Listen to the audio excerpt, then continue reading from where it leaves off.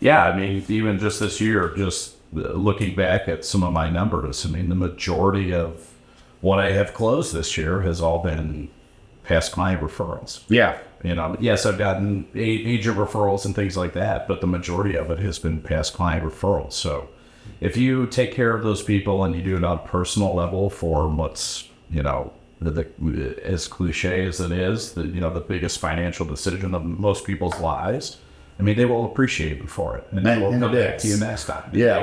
They will tell their friends and family and coworkers, and that's how you sustain yourself through down markets.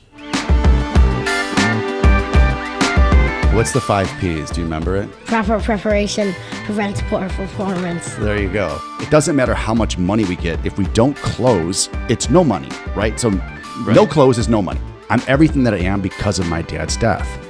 And I wouldn't be as successful without his death. Welcome to the Jason Theory. This is season 2, episode 14. And we are with Chris Delaney from Molitor Financial. And we are going, did I say the last name right? Yeah. Perfect. We're going to be going over a bunch of things that's going on in the economy, the mortgage markets. Chris is going to talk to us about some exciting programs that he thinks are going to be very popular in 2024, where he sees things now, and just kind of open discussion because everyone is very interested in rates and where they're headed and inflation. So we'll hit about all those good things. Chris and I have been having conversations over DM and Instagram and social media over the last 6-7 months. I thought he's a good person to have in here because he has a really good grasp of actually the economy. We'll keep it, like I always said, Kiss, and keep it simple, stupid for everybody. We won't get too intense on his candlesticks and his graphs. But I think it's a really good conversation to have. So we'll start off. Chris, just tell us a little bit about yourself and we'll hop right into it. Sure. So I'm originally from Missouri, Jefferson City, Missouri, in fact. I moved here in 2006. If the long hair doesn't give it away, I was in a band at the time, obviously small town. You gotta move to a big city, right? And the nearest big city was Chicago. So moved up here with some buddies. I'd actually just gotten married very young, and we all moved up here. And then, over time, we kind of went our separate ways. But before I got into the mortgage space, I actually worked with dogs. Can't remember if we talked about that at all. So I got a job at a dog daycare and started working with dogs and ended up running the daycare and doing a little bit of training, and so I kind of got a good feel for, not only the management aspect of it, and dogs are easy. It's the people that are always the problem. So you're dealing with a lot of emotions and complexities with people and their relationships with their dogs, and I think that helps translate into what I do now, but the owners of Molitor Financial were actually clients there and approached me one day. And while I loved what I did, I thought, you know what, I'm ready to try something new and got into the mortgage business and started out originally as a processor. So had a lot of knowledge in terms of what goes into the actual underwriting process and everything else. I've done, really everything from the initial introductory call with clients all the way through closing and finalizing closing figures, working with the title company. So I think that gives me a good amount of experience overall. How many people start at the processing and the back end and move to the front? I wouldn't say as many that probably should. Well, I think everyone should start there. I would agree. Yeah. So you know what you're selling. I think it depends on the company you start with. I'm always the type of person, I don't want to work for a big company. I just don't. I never have. I don't think I ever will. And so when you're at a smaller company, you have the ability to get a lot more hands-on experience, because and it's probably the same thing in real estate. You take the licensing test and that doesn't teach you anything. No. Everything you learn is the hands-on experience, and experience is the greatest teacher. So that was huge for me, because now when I'm working with clients, if they tell me this or they tell me that, or I see this in their documents or see that, I know, okay, we're going to need A, B, and C now that you've told me this. So it really helps in the early stages of the pre-approval process and getting to the point where, once we hit underwriting, it's very minimal in terms of what we need. And it just makes everything so much easier for them. Yeah, I think one of the big complaints I always get, which you would circumvent that complaint because of your back end knowledge, is everyone's like, oh man, they always ask me for the same thing. And not only they ask for the same thing, it's like, it's one thing, then the other, then the other. It's like, why can't they just ask me for everything at once? And I think a lot of times, the front end, just as soon as they, okay, I take the app, this, you go pick a program. All right, here's the back end person, and you're not going to hear from me again. Realtors do that too. I mean, when you're like you said, when you're in a big team, the guy comes up and says, my name is XYZ. I'm top 10 in the state. I'm going to do this, this, and this for you. I'm this. And you're like, oh my God. So the fact of the matter is, the minute that guy walks out of that door, you will never see or hear from that person ever again, right? So the fact that you do the back end, I think I thought that'd be kind of a must, but I think that's a real different aspect to what you do. And you can definitely tell by your posts on your social. What is your social real quick before I forget? CD Lens. His Instagram is fantastic. If you're into the markets and you really want to know what's going on and have a very good idea of what's out there, it's fantastic. I mean, I watch it all the time. So I think that your knowledge coming to the front end, it's obvious. And I think that's something that's lacking. I think it lacks in every industry, but it shows on your Instagram, and it shows when I talk to you that, hey, listen, this is somebody that knows what's going on, and you're not going to get tripped up. Yeah, I'm actually glad you brought it up because it is something good to talk about. And I actually had a conversation with a potential client yesterday. He's, interviewing law officers that he wants to work with, and he was kind of asking how we work and things like that. And one of the things I told him was, I'm the one with the license, right? So you come to me, you work with me. Yes, I have a couple team members under me because I can't do everything, but they're going to help us with the underwriting process. And I'm going to be there the whole time. Yeah. I don't just say, hey, here you go. Here's Andy, and I'll see you at the closing. No, I'm going to be involved. When you have questions, you call me. And we'll go through those questions because, again, I'm the one with the license. And I think so much of what people preach in this business is building out a team to handle all that so you can just get out there and sell. But I'm the loan officer. This is my job. I think that's sustainable. I think it's sustainable when you have an amazing market. And I talked about this on podcasts. I actually talked about it with Nancy Tassoni like a month ago, because she's kind of an individual. She's the biggest individual agent. People said individuals, Nancy is. And I said it to her too. I said, what are these teams going to do when they can't feed these people anymore? Right.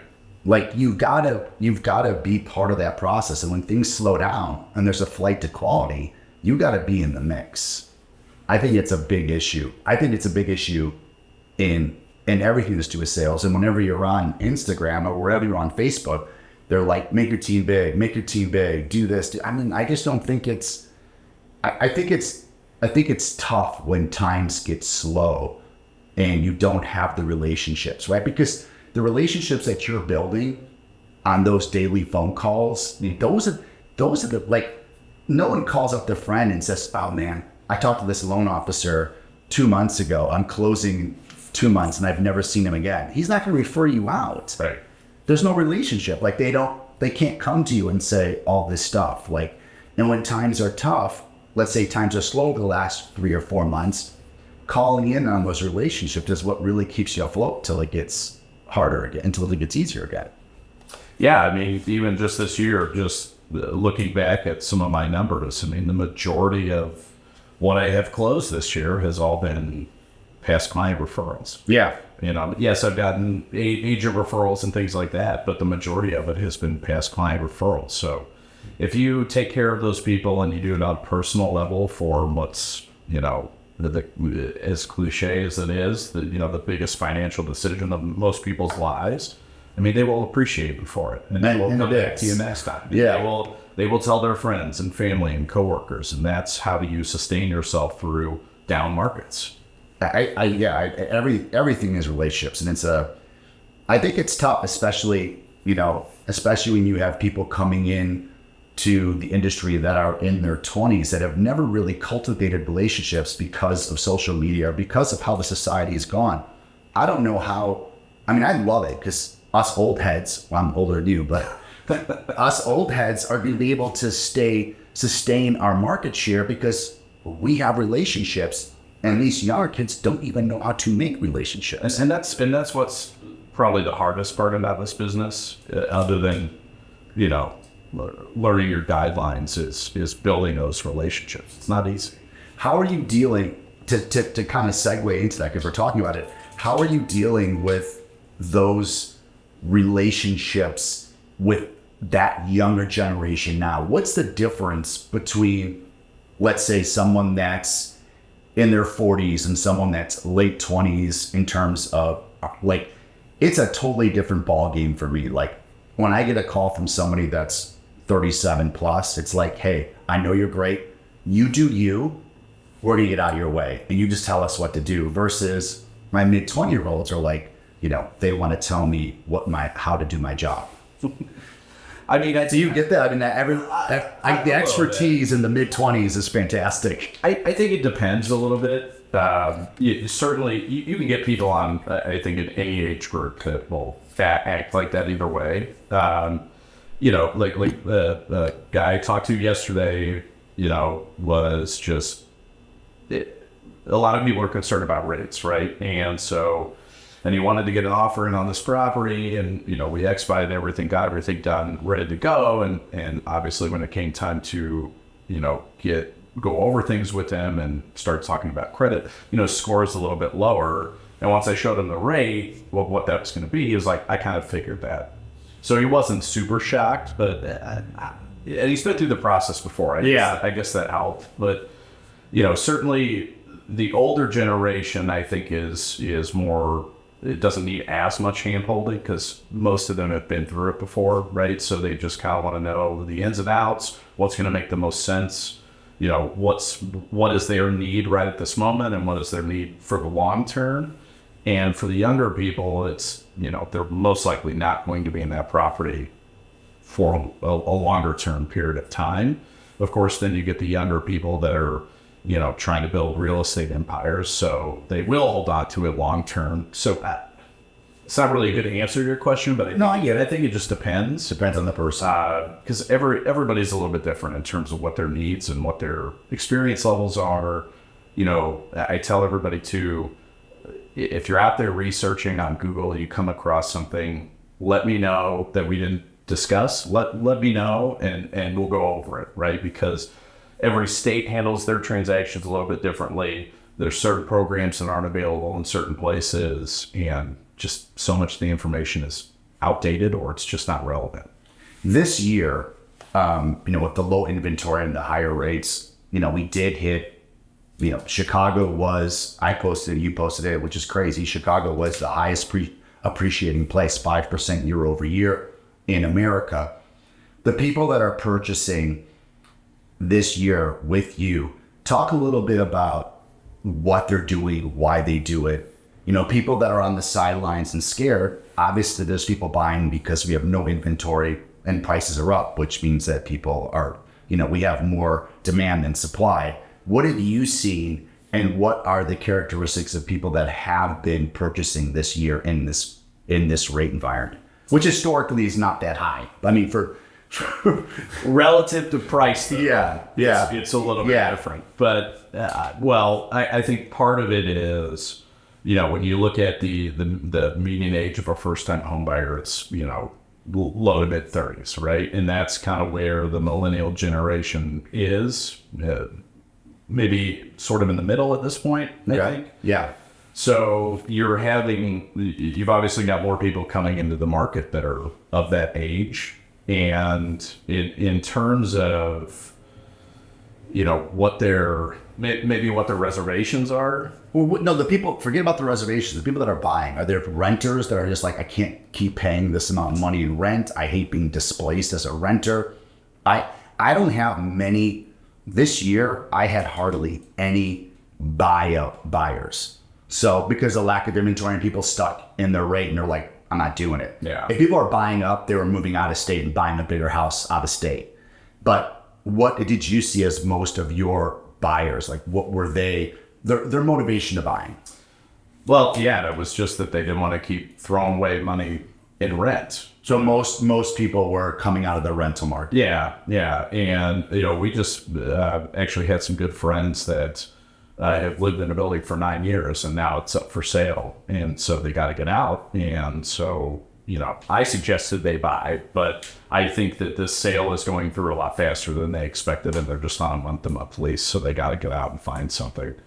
But yeah, I think when people look at, okay, I obviously I'm paying rent and that's great. It covers my housing costs, but it doesn't add up to anything over the long term. And I think people are, at least in terms of my age and a little bit younger, are realizing that. And it feels like to me, maybe it's just because I'm in this business, but it just feels like there's a huge push into real estate for people to invest in real estate now. Yeah, there's a lot of house hacking. And how can I acquire as many properties as I possibly can in X amount of years? And it seems like there's a big push into that. But, when you just show people the numbers of what that adds up to over time, even 5 years, I mean, where else can you make that kind of money? Yeah, I agree with you. It's also forced savings. It's like a 401k for people because people have a hard time saving. So I'm always like, listen, this is going to force you to save. Maybe you're not going to have that extra meal or that extra coffee. Maybe you're going to go to Starbucks and buy the bag and grind it at your house versus paying $5 3 times a day, which is $15 a day. You'd be surprised that adds up to. And then a lot of people just don't understand the tax savings, the write-offs. And it's like, man, like there's a lot here that you can do versus renting. And there's always a place for renting. But I think, when I talk to renters, and this would be interesting, your take on it, I would say, man, probably 7 out of 10 times people are renting because they don't know how good it is to own in terms of financially for yourself. And it's just odd that doesn't get out there. And is it a lack of people just taking a leap of faith? Is it a lack of people just being like, I don't want to deal with it? Like, I'm just wondering how somebody pays $6,000 for a 2-bedroom, 2-bath. Well, and there's a lot of people that are doing that because it's 98% full at $4 a foot in the city of Chicago. Sure, 1,000 square feet is $4,000. Yeah. I just don't. I think there's those that are completely uneducated that just they in their mind it's more complicated and harder than it is. I mean, I had a lot of people that were nervous about it and came to me and we went through everything and their response was that it's way easier than we thought. And it is. I mean, even somebody before I got into this business from the outside looking in, I thought, wow, this just seems complicated and very difficult. And it's really not. I mean, from an economic aspect, I mean, the government wants you to buy homes. I mean, the economy does well when people buy homes. It's the only thing we manufacture anymore. Well, and so there are a lot of, we have some down payment assistance programs. There are some down payment assistance programs that help with things like that. Depending on your income levels, you might have the opportunity to get a better rate than the current market, right? And, I think at this point now, a lot of people know you don't have to put 20% down, but every once in a while I'll come across one of those people that think, oh, I've got to have 20% down. That seems pretty rare. I don't know that that's that big of a misconception these days. Yeah. But, what I always like to show people are the numbers, right? And in the breakdowns that I normally send people when we do our initial pre-approval call after I've reviewed everything and I start putting together scenarios. Perfect. So I call you a first-time home buyer. Hey, Chris, I'm looking at buying this place. I rent now. I really wouldn't get out of rentals. Break it down for me. Well, the first thing I always ask people is to tell me what they would prefer their budget to be, right? Because there's no sense in me showing them options for that are going to have their payment at $5,000 a month if they want to be at $2,500 a month, right? So let's focus in on how we need to get here based on what you're putting down. Obviously, credit and everything else comes into play there. So that's where we start. And then once I have their application and I have all their documentation and information, we've gone through that, I'll start putting together different options for them. Depends on their situation, what they specifically want to accomplish right now, and then what we want to look at, 4 to 5 years down the road. And I'll put together, 3 to 4 different scenarios that we'll look at over Zoom together. And one of the things that I show them on that breakdown is the ratio of principal to interest over time. And if they're paying PMI, I've got that on there too, just so they can see how if we do this or we structure it this way, this is how this is going to affect it. One of the big things are the temporary rate buy downs, which I think are a little dumb. Are you familiar with? Yeah. Okay. So the biggest thing that lenders don't get right when they're explaining this is you don't actually get a lower rate. All you're doing is, let's say the seller's crediting you for that temporary buy down. That money is held in escrow and it's paying the delta between what the payment would be at that nominal rate, let's call it 7.5%, and what the payment would be at 5.5%.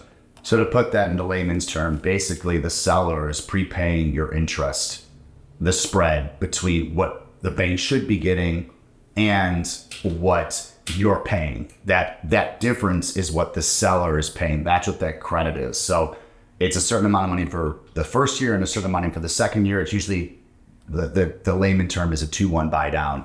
Yeah. There's other things, yeah. but yes, so that's being paid by the seller to you via credit. And only for a specific amount. Yes. So if it's a 2-1 buy down, it's based on a rate of, let's say the normal rate 7.5, so it's based on 5.5. Yeah. The first 12 months, then 6.5, then it goes back to 7.5.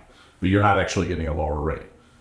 The reason I want people to understand that is because when you look at the mortgage itself over that time, your balance is not any lower than it would have been had you just been at, let's say, 7.5. Yes. Right.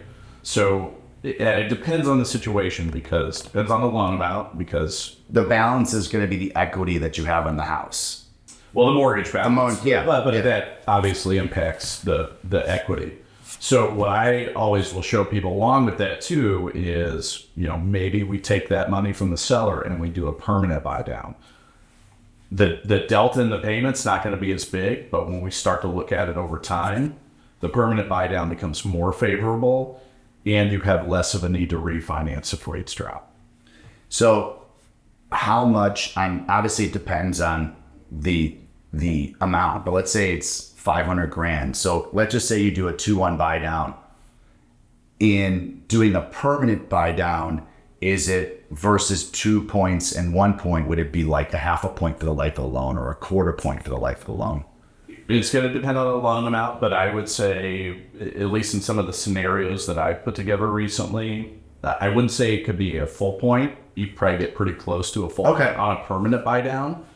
It also depends on how much credit you get, right? Yeah. You always have the ability to also just pay discount points outright, which allow you to buy down your rate. You can only really go up to a certain limit before the loan won't pass a qualified mortgage test. But again, if you start looking at it over time, because on those temporary buy downs, your mortgage balance itself is not impacted. The interest you're paying is not impacted. But with that permanent buy down, it is.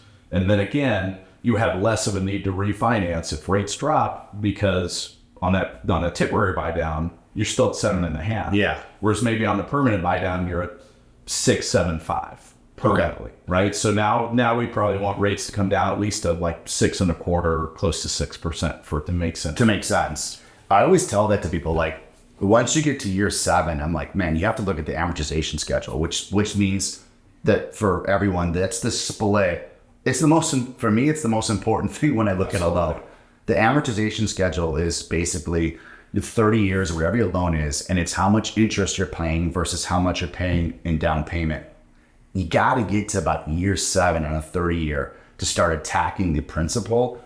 once you get past year 7, you need a huge move in interest rates to refi because you're restarting the amortization schedule. That means you've gotten to year 7, 8, 10. You're basically starting to really pay off the house and you say, fuck it, I'm going to refi. And then all of a sudden, bing, bing, bing, you're back up just paying interest again. It's the biggest mistake people make.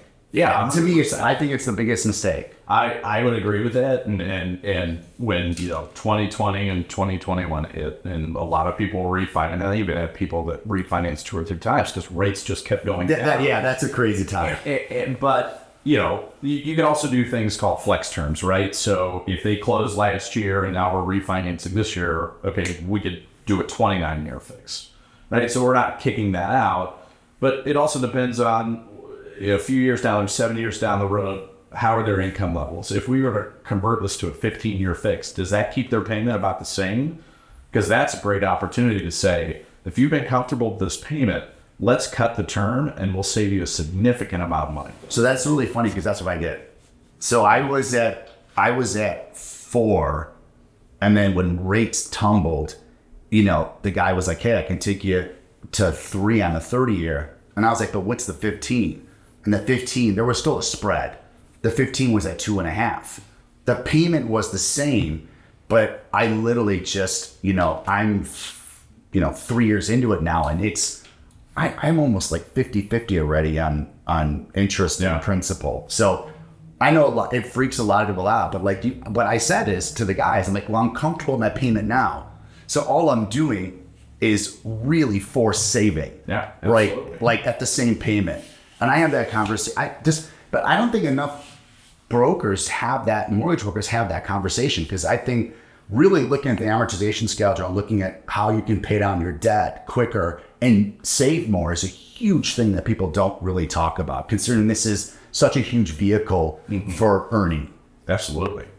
Well, I think I always will show people the breakdowns, right? And the amortization schedule is one of the most powerful tools when it comes to a mortgage.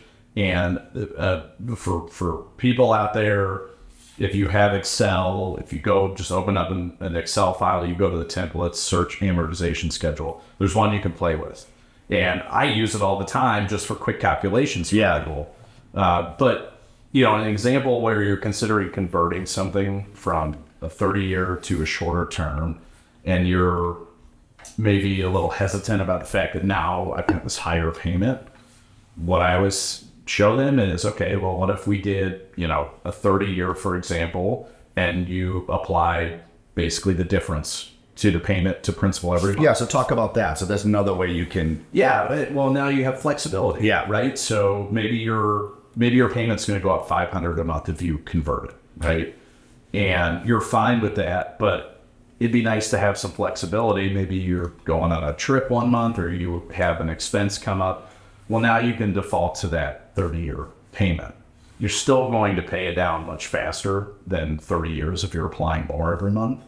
And that's, to me, some of the magic about Are the bi-weekly? I used to remember, I got a letter, hey, pay us $15 and we'll do, I'm sure they do it all online now, with the actual bank. But I used to pay just bi-weekly, so you got an extra month payment in, and it chops. I think it went from 30 years to 23, or it was making one payment a month. Extra payment a year was chopping a third of your loan off.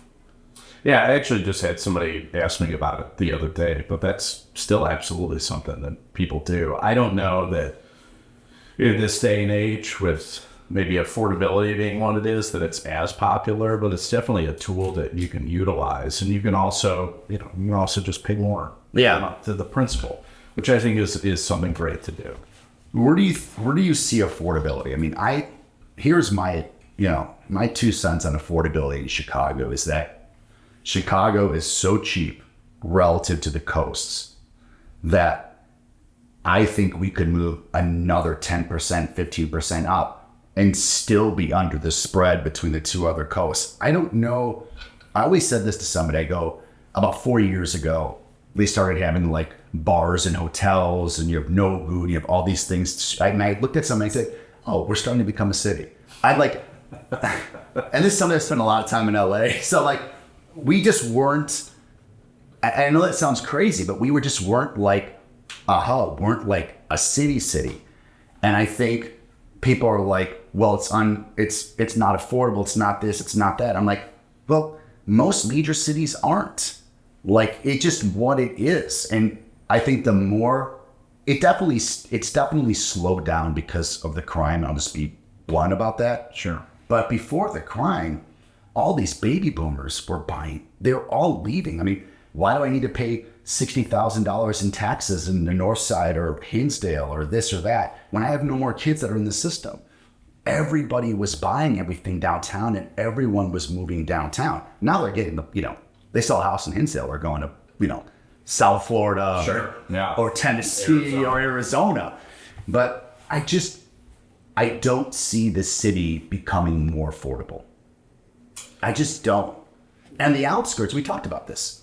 Where you live, Jefferson, I mean, those places you think there's appreciation in North Center at 12%, at 8%? Try to move where you move. Yeah. It's up like 25, 30%, and it's not stopping. That's very true. Yeah. So like, I don't see where people think that the city's going to get more affordable. I think it's just going to become more and more expensive. And with the density issues, the lack of density because of the zoning constrictions and the fact that you have to pay off 7,000 aldermen to get an extra unit, I don't know how they do it. And I'm going to go up one more rant. And when you go to get a zoning change to add more units to drop the price of the square foot, they make you add 20% affordability. Now, this sounds great in theory, just like everything else in Chicago. Great in theory. The problem is what the developers say is, okay, if I add 20% affordability or 25% affordability, whatever they want to do, the project now becomes a loser. I can't do it. So instead of doing that, I'm going to do 6 massive units. That's what they're doing everywhere now. And I'll just have $1 million units. And instead of having 12 $400,000 or $300,000 units, I'll just have 4 $800,000 units. Like, it's having the adverse effect, which is killing supply, because the amount of rules that people don't understand that developers have to do to create density is insane. Okay, I'm done. No, I mean, it's a good point. I mean, they're give us density.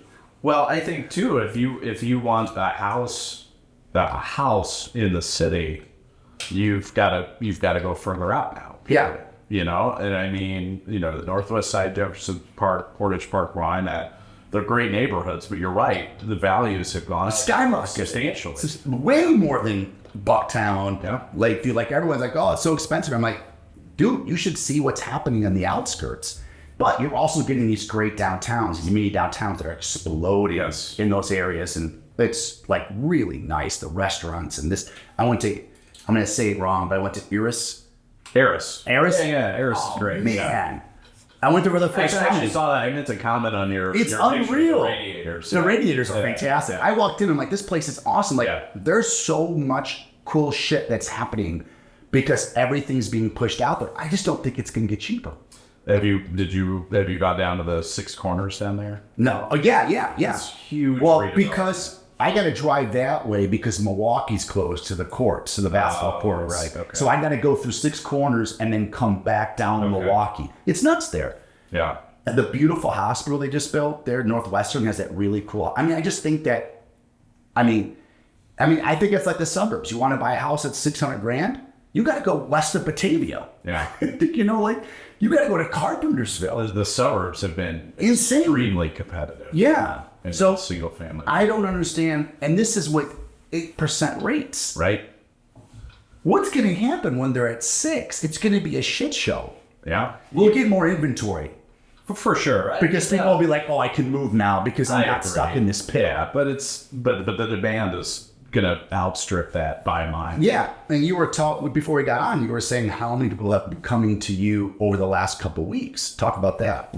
You're saying a lot of people are starting to come, and you're the first you're like the leading indicator. If we want to talk about economics, the leading indicator would be the mortgage broker, because he who has the gold makes the. Well, a lot of people go to the agent first, and then, the agent says, hey, you got to talk to a lender. But yeah, I've had a lot of people recently. I think most of them are getting ready for 2024, which is normal at this time of year. You get an influx of people just getting their ducks in a row, which is great. For the 10 houses that are out there. Right. But like I was telling you earlier, there's the private listing network, and I know that a lot of homes will be posted on that during the holidays, just in preparation for going public. And if they get some bites, great. If they don't, they're ready to list publicly once the spring market rolls around. But I think a great thing, just a quick note on that, on the private market, a lot of these people, because I'm going on the private market, I'm new stuff, that these people don't want to close till March or April. Sure. If you can use this market, and doomsday it, have your agent doomsday it a little bit, and you get a good price, you're not going to be closing until April or May. I personally think that you'll be touching 6. I think that's an opportunity for you to get pricing. And people that are on the private market, they're on the private market because they don't want to be bothered. There's money that sellers will give up to have an easy transaction. So you're getting a good price, and on top of it, you're going to get a great rate versus closing right now. Anyways, go on. Well, I think you're right to a degree about that. I mean, as soon as 2024 rolls around, obviously election year, they're going to, the powers that be will put pressure on the other powers that control these things, not in a conspiracy theory way, but there's some Fed members that are on the Epstein list to bring rates down a little bit, and I think I haven't really dove into it too much, just kind of thinking over my career. There is, almost feels like there is a little bit of seasonality when it comes to rates. And, in the spring, it always does seem like they're a little bit lower than they are maybe this time of the year. Obviously, 2020 was the biggest outlier in that regard. But yeah, I think that'll help shake up some inventory. It'll definitely bring a lot of people back into the market that have been sitting on the sidelines. I mean, I have a lot of people right now that they're pre-approved, they're good to go. They're in a great spot, even with rates at 7-8%. And they're just kind of biding their time.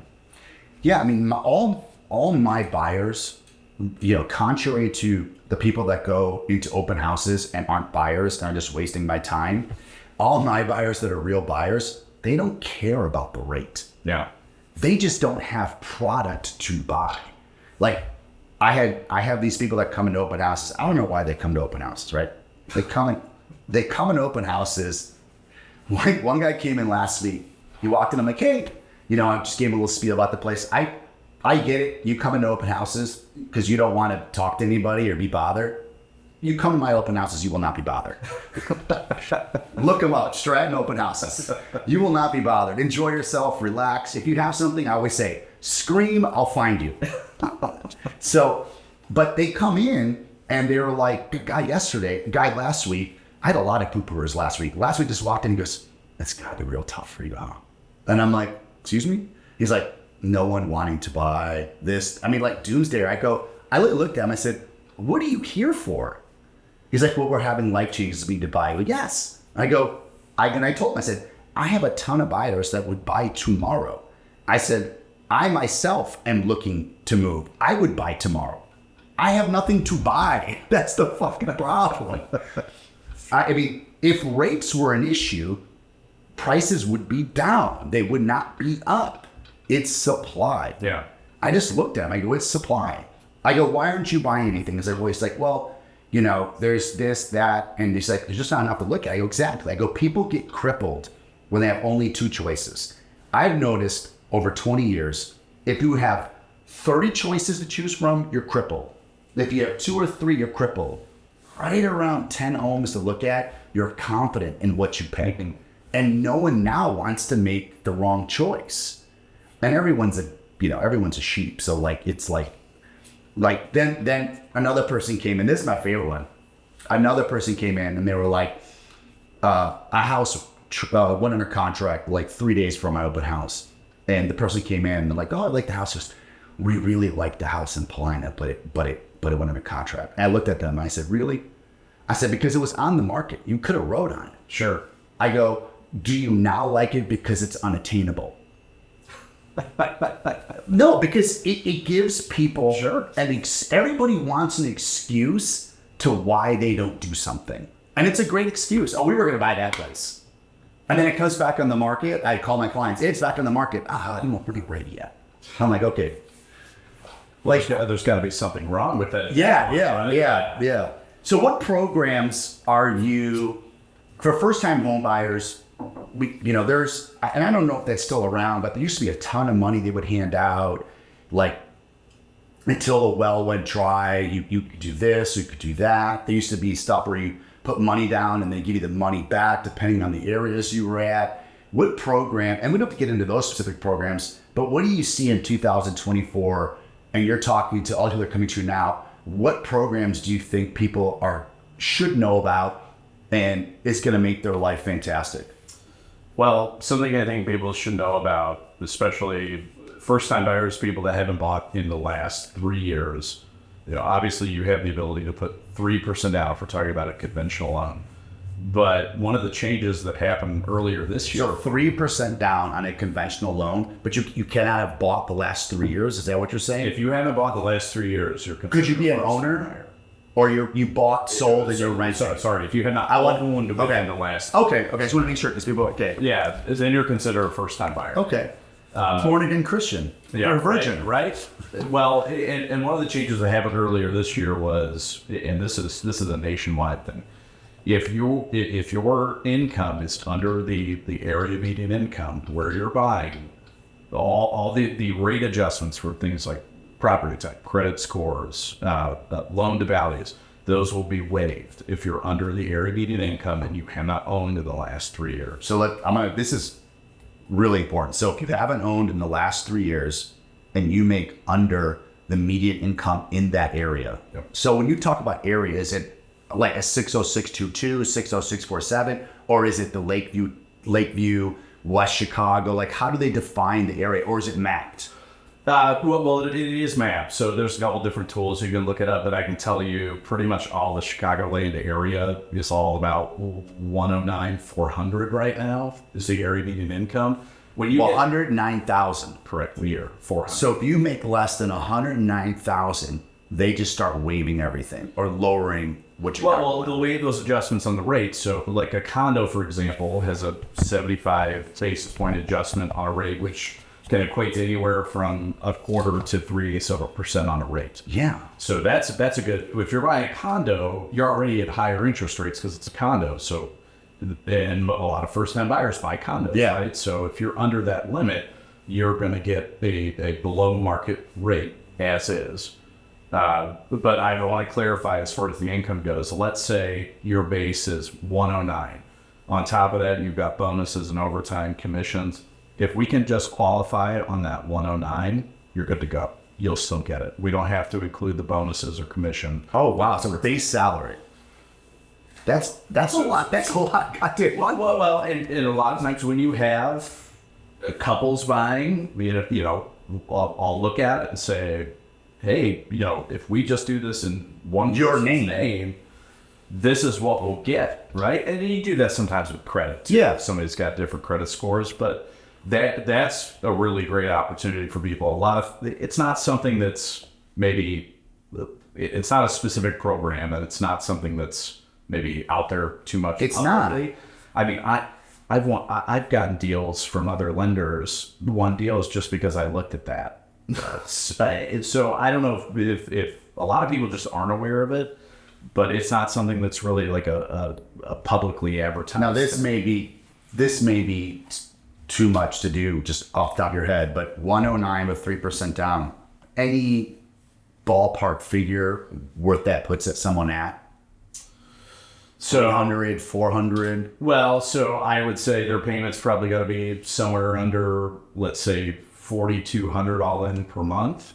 It's not a bad house. So, that would probably get them somewhere with 3% down, maybe somewhere close to the 400,000-ish range. That's a nice condo. And if you're maxing out on that payment in terms of debt to income ratio, that's never a good idea if it's just you. But obviously, if we got a household with 2 incomes, that's what I'm saying. And then you've got the cash coming from somewhere else. Right. So I think it's really important that's where going back to focusing on payments, super important, right? Because if that's where you're comfortable and we can accomplish this and get this better rate, then that's how we should structure it. And it's not like I get paid more money one way, whether they do that or not at the end of the day. No, it's the best thing for the consumer. Right. What makes the most sense for them. So that's something that started at the beginning of this year, with all those rate adjustments that people didn't hear about till May that actually went into effect in March. So that's something that I think is great, and unfortunately something I don't think a lot of people are aware of. No. But then there's the change Fannie Mae made for 2 to 4 unit properties. So standard conventional financing for that was 15% down on a 2 unit. Fannie Mae was 25% down on the 3 to 4 unit. Yeah, it was always 25. And this is owner occupied. Freddie Mac did 20% down on 3 to 4 units, but Fannie Mae's lowering that for 2 to 4 units to 5% down, owner occupied, to get 2 to 4 units. So you want to talk about house hacking?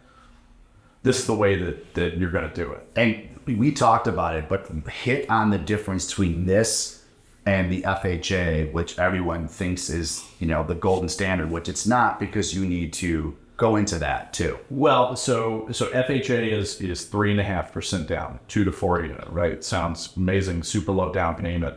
You can couple that, depending on the down payment assistance programs, you can potentially couple that with it.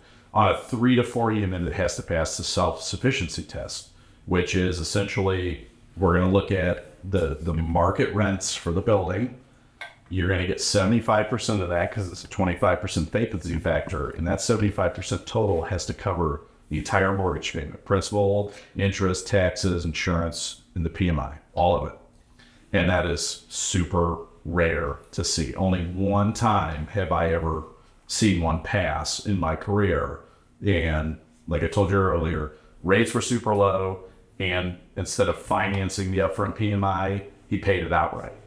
Yeah, I'm going to be blatant. I was really ignorant to this because I had clients at the start of COVID when rates were nothing but house hacking, buying 2 units and 3 units on FHA, and they were loving it. And I never heard of this. And then all of a sudden rates changed. The same guy was buying his second place, and would switch over to owner occupied there. And the guy's like, hey, that's a passive affordability. And I was like, what are you talking about? Because I had never been told this because the rates were so low. And he's like, well, it's got to do this, this, and this, like you said. And I just looked at the numbers, and I'm like, there's not one place in Chicago, unless you're going to go somewhere and just get murdered in 2 seconds, but then the rents aren't high. I'm like, there's no place in Chicago that's going to pass this test. And he's like, I know. He's like, they're trying to change the affordability. And the biggest issue with FHA is what you said. They don't count the unit you live in. So 75% of the building has to cover the whole building, and it just won't happen. So this new program is fantastic for people, and that's when it's getting a lot of pub. Yeah, and it's a conventional program versus FHA. Yeah. So, and I was telling you this earlier, so Fannie Mae's requirements, if you're buying a 2 to 4 unit property, is that you have 6 months of monthly payment reserves, right? Which can add up, and obviously would never encourage anybody to dump all they have into buying a property and not have anything left over. So when that rolled out, I had actually called Freddie Mac all the time for underwriting questions if I can't find the answer. And I was on the phone with them, and I was asking them, are you guys going to follow suit? Because normally they mirror each other more or less. Because Freddie Mac, their reserve requirements on multi-units are per automated underwriting for the most part. And for reserve requirements, can you explain that? It's just for people that don't understand. Yeah, so reserves, sometimes it's dependent on the credit profile, but it's basically they want to see that you have X amount of monthly payments in reserves, which, can be in the form of savings, checking, non-liquid accounts like retirement or investment. Okay, so it doesn't have to be cash on hand. Yeah, which they're gonna, for non-liquid accounts, they're gonna give you, they call it a haircut. Basically, they're gonna knock a percentage off of it because it's not liquid. But those are great ways to cover reserve requirements. We use stuff like that all the time with like jumbo financing, for instance. But I would assume that Freddie Mac will follow suit. When I spoke to the lady, she said she hadn't even heard it, but she also said that we know at the same time they know. Yeah. So I would imagine that they're going to follow suit at some point, would be my guess, which then potentially, lessens the requirement that you're going to have to show reserves and maybe makes it a little bit easier. And you were saying also, not only do you only have to put 5% down, what is it, just basically conventional, so 750, or is it pumped because you have multiple units? What's the loan limit go up to? That's a good question. Off the top of my head, I don't know what the two loan limits are, but 2 units somewhere up in the 9,000 range, and then 3 to 4 units are up over $1 million. Over $1 million. Yeah. So okay. You put 5% down, and the DTI, as you said, so the debt to income ratio is how you qualify for it. You said they'll take 75% of whatever the rent is. Correct. Yeah. So when you're buying a multi-unit property, whether you're buying it as investment or primary, but let's say you're buying it for a primary, for instance. So let's say it's a 4-unit, you're going to live in one. When the appraiser goes through the property, on their report, they're going to notate what the market rent is for those units. And you can take 75% of those other 3 units and then add that back as qualifying income. I have a really specific question. You may not know the answer. What happens if the unit is under rented and we as agents give comps for what the market rate is? Will they take what the actual rent roll is, or will they do, like if it's rented, let's say I want to buy a $650,000 place in Logan Square, a 2-unit, and he's been renting it to family members at $1,000 a piece, but the market rent is $3,000 and $2,500.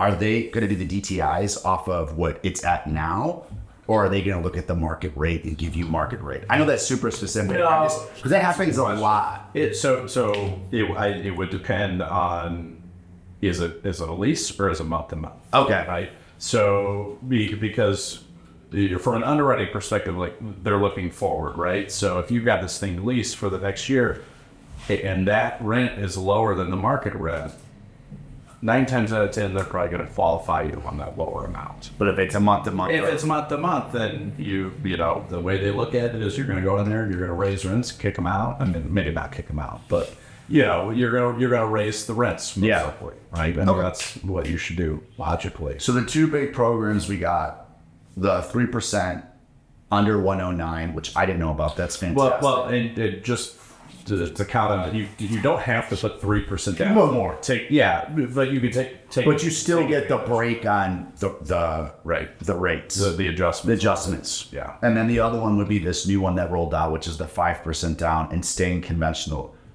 And you don't have to do and we didn't talk about this. You don't have to do the FHA inspection, which is a nightmare. Well, and those seems like a nightmare. I tell people all the time when they're thinking about this and we're trying to weigh FHA versus conventional. Like, is it going to pass the inspection? Well, and I tell everybody in Chicago, these multi-unit buildings are not new. No. And so I get it all the time with agents. There's a lot of hesitation about it because they're worried, oh no, the seller's going to have to fix this or fix that. I'd say 9 times out of 10, it's chipped peeling paint that's got to be redone, right? And that's easy. And I mean, listen, if that's all that's needed and the buyer wants to do it, from my perspective, it doesn't matter, right? Listen, if you're selling an old building, you have crocodile paint chips outside, before you list it, paint over the fucking... You should do it anyways, regardless of who you're going to sell it to. Yeah. I mean, right? But so those are 2 great opportunities, I think, that are, and actually the 5% down that goes, I mean, we can, a lot of lenders get early access to the stuff and can do it. So it's already live for us. But it technically goes into effect on Sunday is when it technically goes into Anything great on the jumbo end in terms of loans in the multi-million space that you're seeing that you like that someone could reach out to you and say, hey, listen, I heard this. I'm looking to buy a 1.5, 1.8 house, and I want to maintain as much of my cash as possible. Are people, So low down payment. Are people doing, I mean, I love them. I'm a piggyback guy. I love a 10-10-80. Is that still a thing? I haven't had a lot of people doing first and seconds like that. I like just paying off. I love paying off. Years since I've had I love some. paying off the second, having it open, and my payment dropping as I pay off that second as I get commissions. But it was always my favorite thing to do. So I think a suggestion I would have for people that are considering doing that, maybe you have the capital to, let's say, do 25% down, but you don't necessarily want to part with it. Instead of doing those simultaneously, because you're going to have a hit on the rate for there being a higher combined loan to value. Okay. So what I would suggest is go in there, buy it, put down 25%, whatever you're thinking, and then we close, we'll turn around and we'll pull out the home equity line of credit after that. And you can take that money back out, or you could just take out that line and have it. I just like to have it. Yeah. I think it's a great idea. I mean, especially if you're putting a good amount down. I mean, you write off the interest. If I want to do something with it, if I want to make an investment, I've got that capital that I can come in and out. Sure. Well, and I'm responsible with it, but that's a huge part too. Well, all of this is financial responsibility, right? But I think, I think a home equity line of credit is something great to have in the event of an emergency, right? Because where are you going to access that kind of capital on that short of notice? Yeah. And credit cards aren't going to go that high. No. So it's something to have that I think is great to have, especially, but I, again, I would always have somebody close first and then to do it. Okay. Just simply so we don't have that impact to the interest rate on the first loan because we have a higher combined loan to value. I got you. So, and then we can, most times, a lot of times with home equity line of credit, you don't even need an appraisal. It depends on how much of a line you're taking out. So what are they giving on home equity lines? Like what's the rate? Yeah. Not the going rate, but what's the ratio have to be? Like, will they let you take 80? Will they let you take to 90%? There's options out there that go up to 95% loan to value. Oh, wow. Yeah. Usually you're going to have a higher score profile. Yeah. The DTI limits can be anywhere from 40 to 50%, so they're pretty generous. Okay. And they're always going to qualify you on, the maximum line, like even if you're not taking the whole thing out. So they're going to qualify you on that. They're gonna qualify you on a higher rate, usually about 2% above the actual rate. And those are generally variable rate products too. Yes. So I always tell people, if this is variable rate, I know it says 14, 12, 14% or something like that, but it's gonna change. Yeah. Right. So just try to keep your balance as low as you can, or just keep it in case of emergencies and take out what you need when you need it. I had a home act that I was using for an investment on a new construction, and as it started going up, I just called the bank and I'm like, hey, let's figure out how to do this, and they actually kept my rate and just turned it into a normal loan. So they just converted it. They converted fully amortized. Yeah. Yeah. And now it's never going to, if rates cut, it's not going to float down. Right. And I can't pull from it. So as I pay it off, it's done. But I was like, man, and that was like at 6. Now they're at 8.5, 9. So I'm glad I did that. I fixed that debt. But you could also, I didn't even know that existed. Well, yeah, there's also, I didn't know it could do that. Second lien, your fix. And and that's just basically a cash out. You're just not touching the first mortgage. Yeah, no. So that's something that comes up a lot with people that bought or refinanced over the last couple of years, right? Because they've got 2 to 3 to maybe even 4% rates they don't want to touch, but they've got some debt they want to consolidate. Yeah. Now, we'll always do is look at if we did a regular cash out refinance versus having this first mortgage and then the second mortgage and the blended rates between the two and what that's going to look like. Also, those second mortgages, you can typically go up to a little bit higher loan to values than, let's say, a cash out, where you're usually going to be capped at about 80% loan to value. So it does give you the ability. I love that you got every angle covered.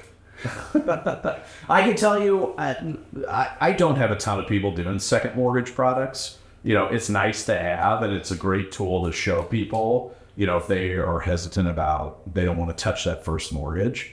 But I personally think that having a home equity line of Dude, I'm a home equity second line junkie. well, I think they're great too. And you know, unless you convert it or whatever, normally you have a 10-year draw period, and those are interest-only payments. Now, you shouldn't go take the whole thing out and just be paying the whole bunch of interest. pay a ton. But you have a 10-year draw period, and then it's a 20-year, you know, amortized repayment. And, you know, so those payments are interest only, which means they're going to be lower than they would be if it was fully amortized. I think it's a great way if you do want to hustle, do something on the side, it's a great way to access capital. I always just called it the Bank of Stratton. So I want to borrow from the Bank of Stratton, right off the interest against my earnings, and then be able to do stuff with it. Yeah. Versus, you know, any other way. I've had a lot of people buy a property, take out a home equity line of credit, buy another property, you know, then they start buying investments. And I've got a guy who... Well, that's what I do with it. And then as money comes in from the investment property, I take that money and I pay down the second. Right. And that's a long-term play. Yeah. Because it's not years. What's happening right now, I'm looking down the road to when I can retire and, you know, then you know, at that point, maybe my kids are gone and my wife and I or my spouse, we can more or less live off that money because we did all this stuff. I always tell people, use that cash flow if you don't need it now. That cash flow just pay down the debt. Right. Like, just keep converting that cash flow that comes in. Just keep paying down that debt, and all of a sudden, that's paid off, or it's really humming, and all of a sudden, you've got your 2 years later, 3 years later, hey, you've got your gunpowder back. Right. Let's do it again. All right, take that kitty, pay that down, and just rinse and repeat. I've got a guy too. I joke with him all the time. Well, one, I tell him he's going to put my kid through college. Two, I keep telling him he needs to sell a course on Airbnbs. I know there's a lot of people that do great with it, but he crushes it. I'm not going to say his market just because, you know, he's kind of the king of that area. But we just did that he almost every year he would buy a new primary and they would renovate it and they turn around the next year and sell it, take 5%, buy a new primary, take the rest, buy another investment, or we cash out the investment, he'd buy another one. I mean, he's making so much money with these Airbnbs that even though he's taking out these higher interest loans, it's more than just covering it. It's funding his entire life. Yeah, I have some Airbnbs, and actually did a podcast with this guy, Matt Gorman, who he manages my Airbnbs. And it's so funny, every time I see an Instagram, Airbnbs are popping, that's done, this. I'm like, and I always just let people know, listen, yes, in Tennessee or Arizona or places that are saturated, for sure, to have an Airbnb in Chicago is extremely difficult because the licensing that goes with it. You get an Airbnb in Chicago, it's a license to print money. That's all I'm going to say. It's tough. You got to know how to navigate to get the license, and there's certain things you have to do, and, you know, it's probably not all above board, but once it's going, there's always a loophole. Yeah. We've done that, not here, but in other cities. It's interesting, like the amount of, and people always like by Airbnb, and it's probably changed, but the last time I looked, which was months, not too many months, about 7 months ago, there were only 17 3-bedrooms on the north side of Airbnb because it's such a difficult product to get. Sure. And we won't go into Airbnbs, but man, it is lucrative. And the taxes are so nuts on Airbnb. Let me tell you something. Chicago, who is broke, well, there's two things they're not getting rid of.